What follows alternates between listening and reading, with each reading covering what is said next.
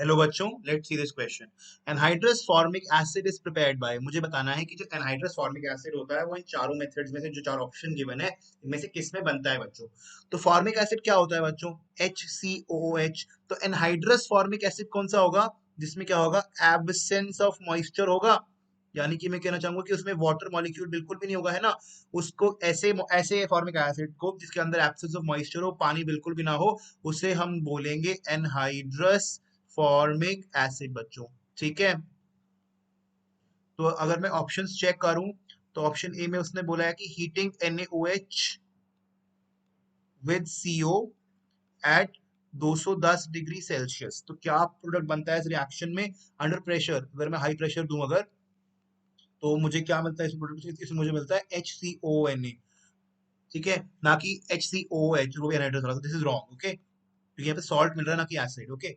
Option B देखो, heating glycerol with oxalic acid. Glycerol क्या होता है? CH2OH, CHOH, CH2OH plus oxalic acid COH dot 2H2 होता है, क्योंकि वाटर ऑफ क्रिस्टलाइजेशन होता है ऑक्सैलिक एसिड के पास एट हायर टेम्परेचर, यानी कि हीट करूंगा at higher temperature around 503 Kelvin के आसपास ये रिएक्शन होता है।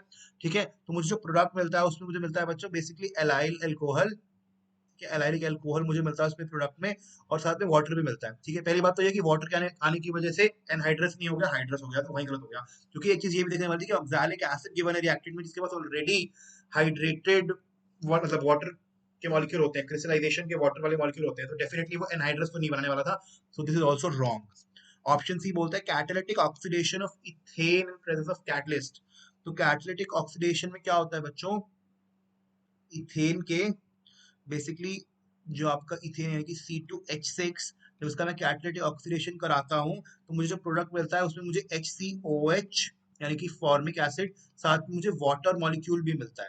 ठीक है बच्चों, तो इस वजह से इस पर्टिकुलर केस में, क्योंकि ऑक्सीजन ऑक्सीडेशन के ऑक्सीडेशन में ऑक्सीजन एक्सेस में होती है कैटलिस्ट की प्रेजेंस में, आपका वाटर भी बन जाता है एज अ बाई प्रोडक्ट, जो आपका एनहाइड्रस फॉर्मिक एसिड को नहीं बनने देता, हाइड्रस बना देता है। ठीक है, सो दिस इज ऑल्सो रॉन्ग। अब ऑप्शन डी की अगर हम बात करें तो ऑप्शन डी में है heating lead formate in a current of hydrogen sulphide. Lead acetate को हीट कराना है। लेड एसिटेट क्या होता है? HCOO two whole by PB lead formate plus H2S यानी हाइड्रोजन सल्फाइड की करंट में कराएंगे तो मुझे क्या मिलता है बच्चों? मुझे लेड सल्फाइड का प्रेसिपिटेट मिल जाता है, PPT। ठीक है, और साथ में मुझे जो प्रोडक्ट मिलता है वो मिलता है 2HCOH यानी कि फॉर्मिक एसिड मिलता है। और एक कैसा फॉर्मिक एसिड मिलता है? ये मुझे मिलता है बच्चों एनहाइड्रस फॉर्मिक एसिड, क्योंकि साथ में कोई भी वाटर का बाय प्रोडक्ट नहीं है ना, कोई भी मॉइस्चर नहीं है, इसलिए ऑप्शन डी हो जाएगा बिल्कुल सही बच्चों। So option D is the correct answer. Thank you.